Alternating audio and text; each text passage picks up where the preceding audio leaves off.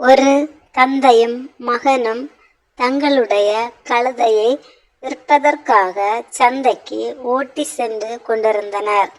அதை பார்த்த வழிப்போக்கர்கள் சிலர் இவர்களை பார்த்து, பாரேன், இவர்களை அற்புதமான கழுதையை ஓட்டிக்கொண்டு நடந்து சென்று கொண்டிருக்கிறார்கள்.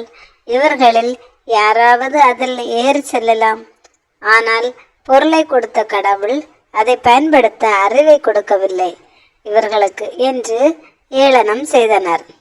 இதனால் வெட்கப்பட்டு போன தந்தையும் மகனும் ஒரு முடிவு செய்து, வயதில் சிறியவனான மகன் கழுதையின் மேல் உட்கார்ந்து கொண்டு தந்தை நடந்தவாறே இருவருமாக போனார்கள். அப்போது வேறு சில வழிப்போக்கர்கள், இங்க பாருடா அநியாயம், பெரியவர் நடக்க முடியாமல் நடக்கிறார், இந்த வாலிப பையன் சொகுசா கழுதை சவாரி செய்கிறான் என்று கிண்டலடித்தனர். இதை கேட்டு இவர்கள் கூறுவதில் நியாயம் இருப்பதாக உணர்ந்த பையன் தந்தையை கழுதையில் உட்கார வைத்து இருவரும் புறப்பட்டனர்.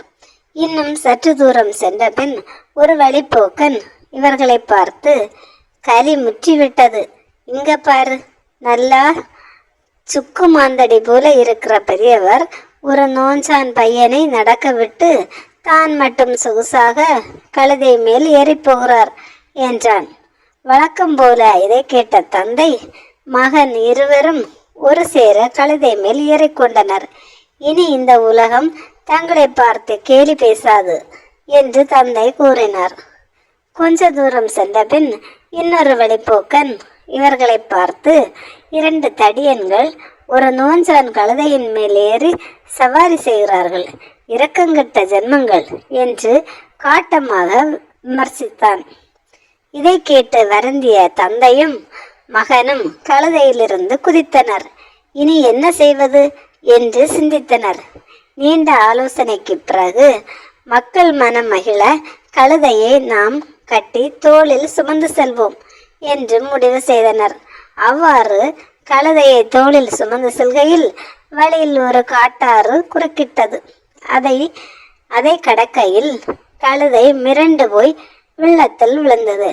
கால்கள் கட்டப்பட்டிருந்ததால் அதனால் நீந்த முடியவில்லை. எனவே அது ஆற்று வெள்ளத்தில் அடித்து செல்லப்பட்டது. தந்தையும் மகனும் செய்வதறியாது திகைத்து நின்றனர்.